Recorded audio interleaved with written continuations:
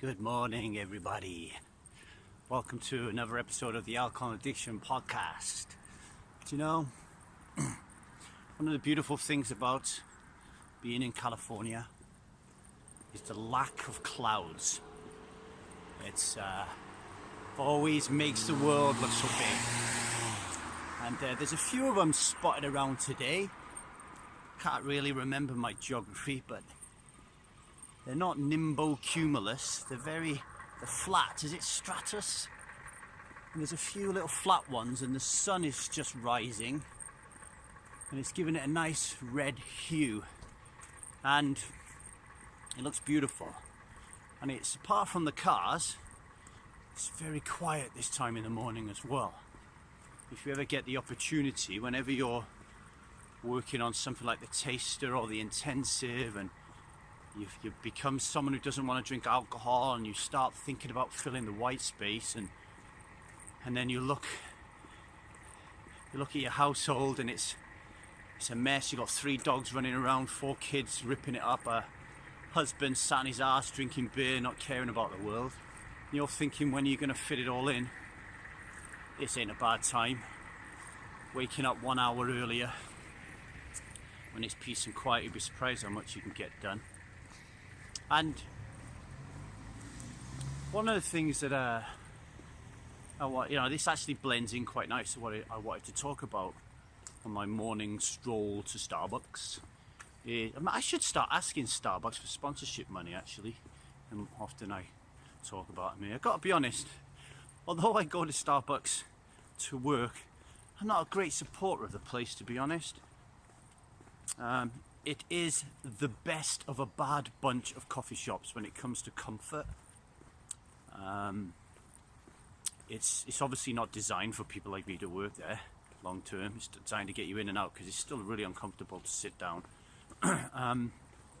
There's nothing for vegans to eat here, which I found astounding being in California. At least in the UK, they've just started to offer one wrap, a jackfruit wrap. Woo! But there's nothing to eat. And one of the things that makes me laugh about Starbucks, and in a way it reminds me of alcoholism as an invisible violent dominant belief system, is every time I go to the toilet, there's this hand dryer in there with a Starbucks sticker on that says something like, "Starbucks, we care about the world," or something. which is quite ridiculous when you think that they're probably, the rate that they've been growing, one of the biggest peddlers of diabetes in the world. Because if you figure out how much sugar they're putting out in the world to people, selling quite an addictive substance there, and you compare that to like McDonald's, and a furore comes out of McDonald's and stuff. I don't know, I'm not a betting man, but I'd like to think that Starbucks are chucking out more sugar than McDonald's is. You know, McDonald's had a bit of an ear bashing, didn't they, for having so much sugar in all their stuff. But there you are. I will wave that cognitive dissonance away, because it's the only place I can work at the moment. What was I going to talk about? It wasn't Starbucks, it was death. Death. So I was listening to Sam Harris's Waking Up app. He has meditations on there. So far, none of them have been longer than 10 minutes. I've been trying to do 2 a day. One before I go to bed. One sometime this morning when I'm at Starbucks. Joe Dispenza from Breaking the Habit of Being Yourself says that the best time to meditate is in the morning and in the night, because that is the time when you will not be in a beta wave state. I can't remember what state we're in first thing in the morning and last night, but I think we're closer to alpha state. So basically what he's saying is, if like we're in beta state, which if you're someone like me who's 100 mile an hour thinking about work, doing work and stuff, then I'm in beta state a lot. And if that means if I'm beta state a lot, then that means it's going to be very difficult for me to get into my subconscious mind. And if I can't get into my subconscious mind, then I'm going to find it really difficult to meditate and connect thinking with feeling. So that's why he's saying meditate in the morning and at night. I guess it's because when you wake up, you're still pretty sleepy. And when you go to bed, you're sleepy, right? So I guess sleepiness and alpha brainwave states are kind of compatible. So that's why he's saying to do it in the morning and in the evening. And that gave me food for thought, actually. Something I need to think about for a future podcast, or to incorporate in the intensive, is, you know, when we're in a beta wave state, we become very analytical, very rational, very logical. And of course, we need to be in a very rational, logical, analytical mind in order to rewire our neurological connections that tell us that alcohol is normal and pleasurable. However, if we are in that state and we are doing that work, then we are less likely to get into the subconscious mind, which is where we need to do the unwiring, because it's the subconscious mind, the cerebellum, where our habits and our blueprint and our VHS recorders, VHS tapes of life are stored. So I might drop him an email and ask him a question about that, actually. But anyway, I was listening to Sam Harris this last night, and he has alongside his meditations, he has these little lessons which are anywhere from like 2-3 minutes up to 10 minutes long. He has them on boredom, the meaning of life, all different types of stuff. And I was listening to one on death last night, and Sam Harris was saying how impressive it is how much time and energy we spend on a daily basis trying to avoid death. So in a minute I'm going to cross the road, and whilst I do that, I'm trying to avoid getting run over. Every moment of my life when I'm in California, when I'm conscious anyway, I'm always on the eye out for some potential threat or other. Definitely more heightened than I am when I live in Cardiff. So he said we do spend an incredible amount of time trying to avoid dying. I don't think a lot about death itself. It's not something that consumes me or is an issue psychologically. It doesn't create anxiety and stress. If anything, I use the thought of death, and I guess I do think about it the older I get, because I'm going to be 44 next month. I think for me, I use death as a kick up the arse, and that's what I wanted to talk about today. I mentioned in a podcast called Choose a Corner, when I was watching the film Creed 2, that one of the reasons that I cried a lot in that movie, partly because the story writers did such a good job in terms of eking out the vulnerability in parenthood, made me think about my relationship with Jude, but also because Creed became the champion of the world.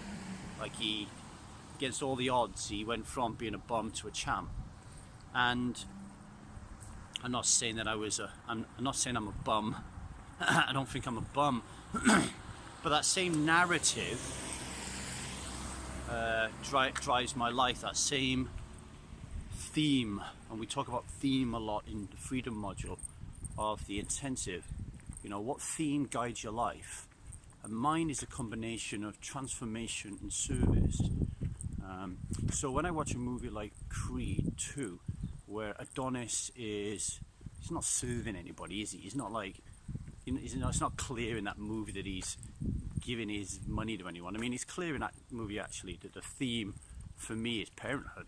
But, you know, he's also transforming himself. So he's actually becoming a better father. He's becoming a better all-round human being. He's obviously becoming a better boxer because he's winning the heavyweight championship of the world, and he's defending it against somebody who's much bigger and stronger than him. So there's a theme of transformation there, and that theme speaks to me. So I get emotionally charged by it, to the point of tears coming out of my eyes, because I know that I'm not the heavyweight champion of the world yet. And it reminds me that I have work to do.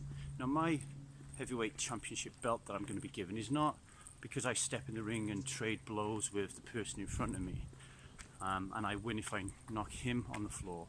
Every hero's journey has a villain, and in Creed's case it was Drago's boy, Victor Drago. Mine is alcohol, and I haven't beaten alcohol. I haven't knocked it on the deck until I reach a place where I feel comfortable that I've helped 1 million people become people that don't drink alcohol.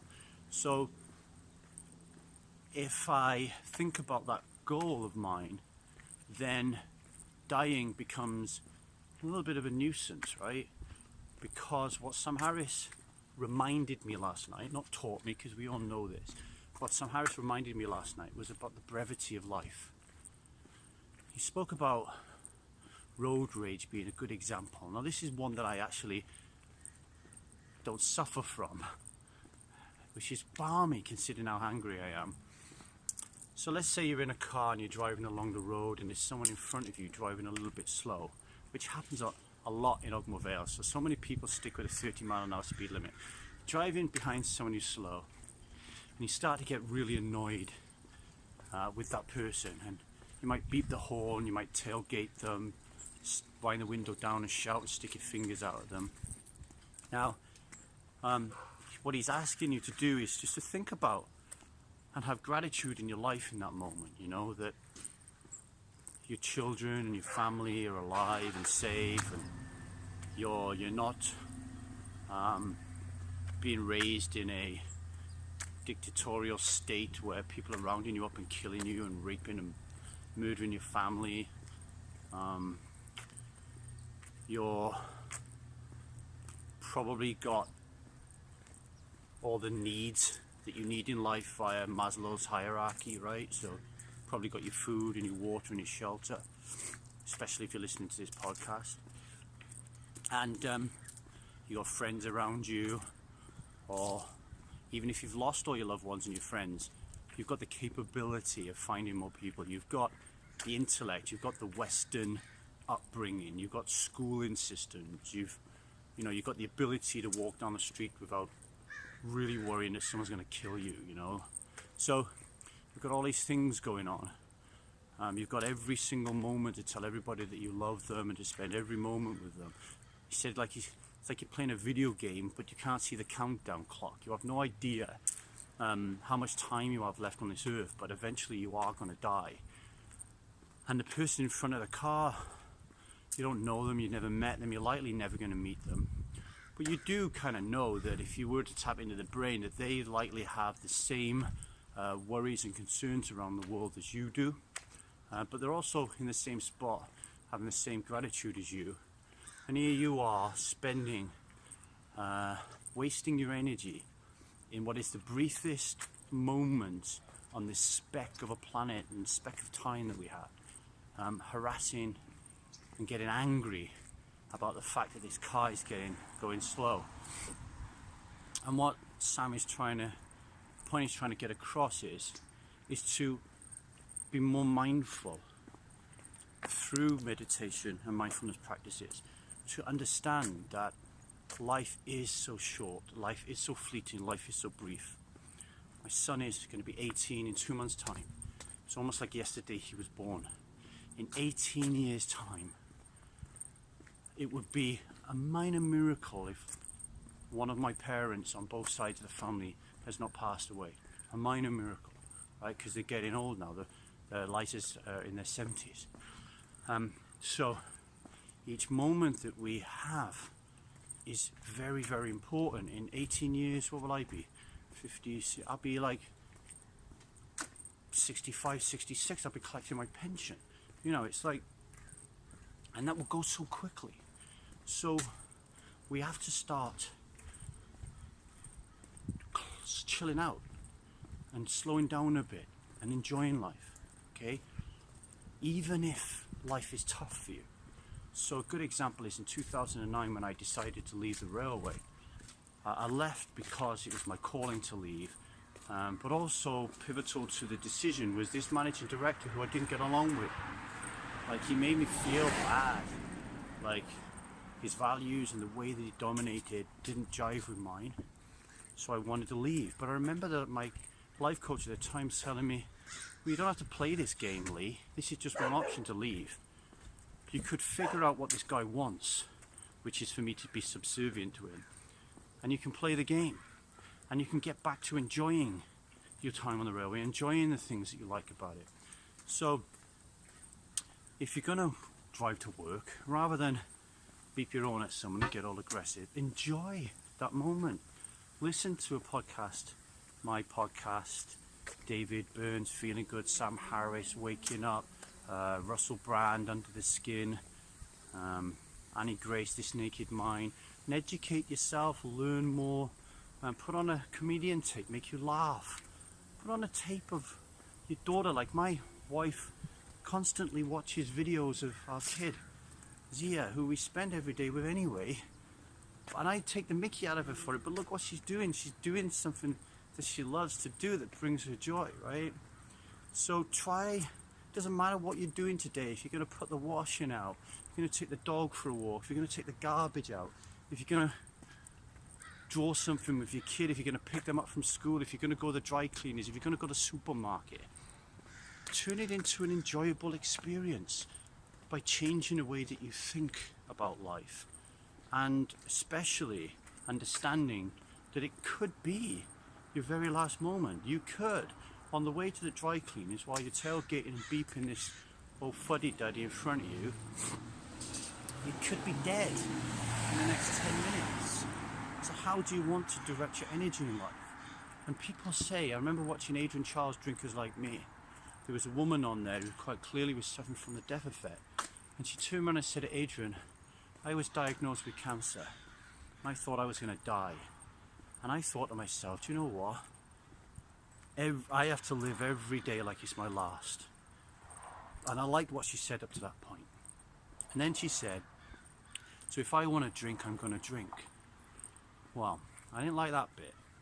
Because if I'm going to live every day like it's my last, then I need to think to myself, where are my core values? What is important to me? Now, do you know what's important to me? Showing up for other people. Not for myself. You know, if I'm going to die tomorrow, I'm not going to go down my bucket list goal and start traveling around the world, visiting Machu Picchu and wrestling naked with 15 women in baked beans, right? I'm going to think to myself, what do I need to do to kind of like cross the T's and dot the I's before I die? And do you know what it will be? It will be making sure that systems are in place to ensure that the goal of helping 1 million people become people that don't drink alcohol are set, that my wife is set, that I've spent enough time with my kids to give them all the messages as much as I can that I want to do in life. It will all be about serving other people, right? So we need to ask ourselves, are we showing up on a daily basis to the best of our ability so we can serve other people and help other people? And if you're drinking alcohol, the answer is unequivocally no, because you are not there, you are not present, you are a zombie. You are being wholly controlled by alcoholism as an invisible, violent, and dominant belief system, right? And so if you do say to yourself, oh, I'm going to die, so I'm just going to fucking make every moment my last, I'm just going to drink myself, I'm just going to enjoy drinking and smoking, taking drugs, etc., etc. For me, that's a very selfish way of looking at life, or it could be a very selfish way of looking at life. If I didn't have the compassion, which I do, of the fact that you're stuck in this invisible, violent, dominant belief system and you don't know you're stuck in it, right? But now you're listening to this, I hope you can see that every single day, irrespective, like that person who was told she was going to die of cancer, she all of a sudden was told she was going to die. But we all know we're going to die, right? So you can now make a choice today, knowing I've just reminded you that you're going to die. So you can now make a choice about how you're going to be, what state of being are you going to exist in for the remainder of your brief time on this planet. Are you going to be spaced out? Are you going to remove that precious time from your life by either having a hangover or blacking out, or behaving in a stupor that's not even you? Or are you going to be as present as you can be for other people who rely on you and need your guidance? Okay, are you going to be there for them? Because if you are there for them, guess what will happen? Okay, joy and happiness will come to your life, which means you're there for yourself as well. I'm Lee Davey. I'm not an alcoholic. I am refusing to be anonymous. I'm someone that doesn't drink alcohol and can die any minute now. So I'm gonna spend that time chilling and relaxing, walking to Starbucks. Okay, and I'm hoping to help other people do the same. Take care of yourselves.